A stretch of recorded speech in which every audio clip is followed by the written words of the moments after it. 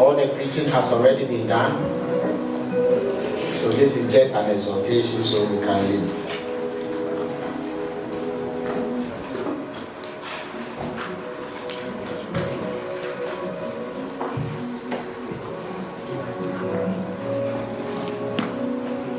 From my King James Version, Daniel chapter 11, from 32, it says, those who do wickedly against the covenant, he shall corrupt with flattery. Underline the word flattery if the Bible is your own. But the people who know their God shall be strong and carry out great exploits. And those of the people who understand shall instruct many.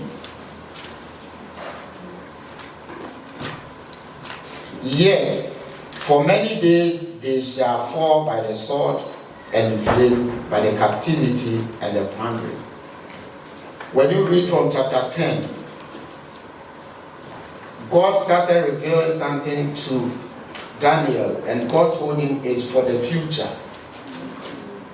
All that he's showing him is for the future, what is going to happen. So we are talking about the end times.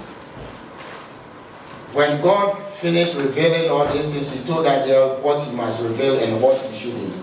But all the things God told him not to reveal was again revealed in Revelation. Recently, some scrolls were discovered, and after they decoded everything, they realized that was what God gave to Daniel and told him to bind and put into the sea. And when they decoded them, they were exactly what had been revealed in Revelation. But God told him it was not ready yet. But when it was revealed to John, he told them to tell us. Because this is the time for us to know. And Bible says, when you read from the beginning, he talked about kings and people that are going to come and what they are going to do. And he came to a particular king, and he described what that king was going to do. According to prophecy, in the times of the Jews, there was a king who did what the Bible prophesied. But we all know there is what? Multiple what? Revelation, confirmation of the prophecies that comes. And this is one of, when you read eschatology, they will tell you that this is part of what is happening now. And it may not be a person, but it is a force, it is a spirit that is corrupting the world we live today. And this has already been prophesied. So me and you are not going to stop it. But God has told me and you how to behave, even within the period when some people are being corrupted. He said those who do wickedly, they are going to be what? Those who do wickedly against the covenant shall be corrupted with flattery. The devil now uses the tool called flattery. When the devil wants to steal you, when the devil wants to destroy your life, he will not come with horns for you to see that this is the devil for you to run away. They will come as angels. They will come as people who want to help you. But before you realize you are gone. But he said within the period of the corruption and the wickedness, those who know their God, they can still stand up and they will be strong and be able to do exploit for God. And the purpose for which we are here is to get the strength, to get the revelation, to know what we are supposed to do out there. And when you read verse 13, he said, those who have understanding, and those of the people who understand shall instruct many. The instruction is what we are doing here. Those who know what is happening around us, those who know, who understand really what is going on, they will gather people and instruct them the way to go. When you read 1 Thessalonians 2:13, it says something. Paul said, we continually thank God for you, that when we came to you, you did not receive the word we gave you as that of humans, as that of men, but you received receive the word as it is, the word of God. So what I'm telling you, if you say, oh, Minister William said, or it is God who is using Minister William to say, that will determine how you go with the word. Paul said he was happy that the Thessalonians did not take the word that came to them as what? A words of humans. Today, me and you are reading in the Bible, so we say it is the word of God, but that was not the case. I was telling some people this morning, when you don't understand the times of the Bible and you want to interpret the Bible with the times we live, you will not understand the Bible. You need to understand the culture and the way of life at the time for you to really understand it. Today we believe it is the word of God because it is in the Bible. But in those days, Paul from nowhere comes to the scene and say, God says, who is God? But the people did not take the word as human, as Paul saying, but they believe that a God who they did not even know has sent this Paul. So let's take it as a word from God. And Bible says, Paul was saying later that the word had what impact on their lives because they accepted it as a word of God. They did not accept it as a word of human. I thank God I'm standing here today. And we said all over again. When I met Nas, I didn't know God was bringing us here. It was years ago. Forgive me to say, but the first day I saw you came to our church, the pastor sacked him. He went straight to the drums and said, Filoko, you're not for her. I remember, yes, that was a pastor. He did not see the future of that small boy he saw. So he just considered him as a small boy who was going to play rough with the drums. And all that he tells you and he continues saying, if he took the word I gave him as a word of a human, we wouldn't be here today. But he received the word as a word of God over his life. And that is how the word impacted his life.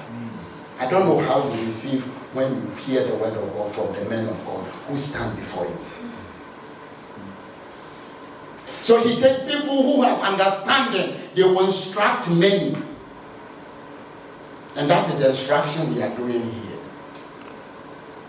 And how it will impact your life will determine how you live your life. And whether that wicked person will corrupt you with flattery. Oh, but this is nothing. Oh, but everybody does it. Are you everybody? Are you doing it because everybody is doing it? I always ask people, why are you doing this? I like questions, you know. And I want honest answers. You must have a reason to do everything you do. I had a reason and a purpose for traveling from my house to this place. Even though the devil didn't want me to come. Oh yeah, I know. If you know what has happened in the realms of the spirit, you will thank God even that bus got burnt a day before. Assuming you were in the bus when it caught fire. You've not thought about that. And God wanted us here for a reason. So he stopped everything the devil wanted to do. I moved from my house and within 2 minutes I got to a traffic light. It was red. I just stopped. And before I realized, a young girl came to hit back of my car. Boom. I got out of the car and said, lady, what's happening? Oh, I thought you were going faster than, because it was green. I said, no, it wasn't green, because there are 2 cars in front of me, and you hit back of my car, and you said it was green and I was going. If it was green, why are those 2 cars doing there in front of me? So the devil didn't want us here, but we are here. So don't take anything that is happening here as if it is a word from a human being. May you live here empowered. Yeah. May you run with whatever you heard. Like the sister said, it will not be a 3-day revival, but it will be a beginning of a lifetime revival. Hallelujah. Some of us were imparted by places like this. and we are still here. A lot has been thrown against us, but we are still here. Maybe you still don't know what you have signed into yet. What is going to come to you, and it is my prayer you will be able to stand. But the people will not do what you are doing, but they want to stop you. Instead of using their effort to push you, it is not the people from out there, it is the people in the church. That is where the problem is.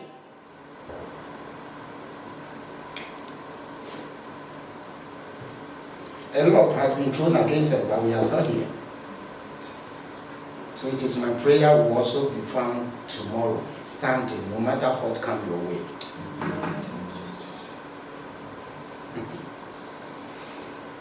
Sometimes I wonder how people can imagine and create stories, and it will line up to look like the truth, just to stop you.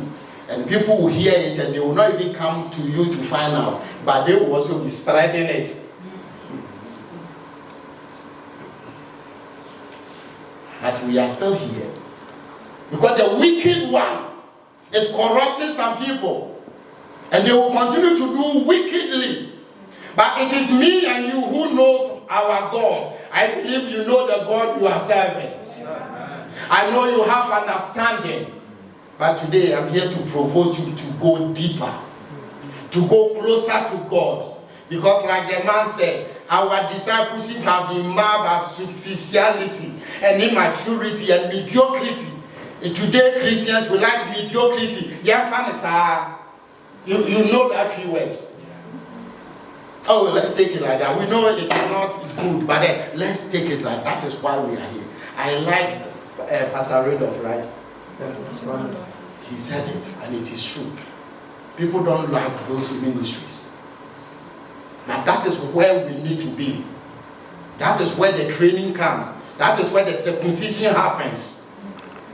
And when you cross that line, nothing thrown against you will stop you again.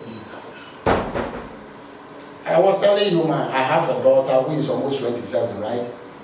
And I have a 14-year and so.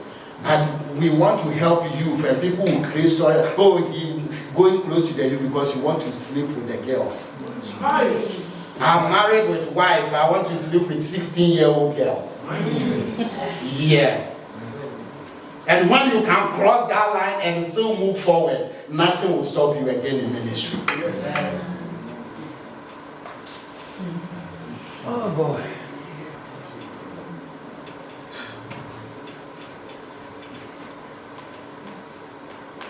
That is the message God says we should live with. That we should know the God we serve. We must serve this God with understanding. That we may be able to instruct people who do not know the God we serve. We must know that whatever we are doing, there is a heavenly reward. Pastor Grant said yesterday, Jesus was motivated to go to the cross because there was a heavenly righteousness. Paul was motivated because there was a heavenly reward he was waiting for. It is not just getting to heaven, but we have rewards to receive for whatever we do. I asked you that question. So are the raptured people are going to be judged so that they will send people to hell? No. But so why are we going to be judged? To receive reward for whatever you did. That is why Christians are going to be judged. And if you don't know that you have a reward to fight for, you will live your Christian life as a believer. You will not move on to become a disciple, to become a disciple maker, because you only impart when you are a disciple maker. You can never impart when you yourself are a disciple. Jesus did not send disciples to go and make disciples. He told them not to go to Samaria, but they should go to Judah and preach the gospel. But when he had already discipled them and he was leaving, he told them to go to the end of the world and make disciples. But when he called them, he said, come and follow me and I'll make you fishers of men. And it took him 3.5 years to make them. But it is your availability that will determine how soon your discipleship will go.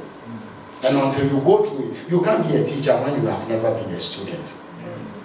It never happens. So let's know that there is a heavenly reward we are all fighting for. That is what Paul understood, for which he went through everything he did. May we be strengthened. May God continue to bless us. May God continue to inspire us and motivate us.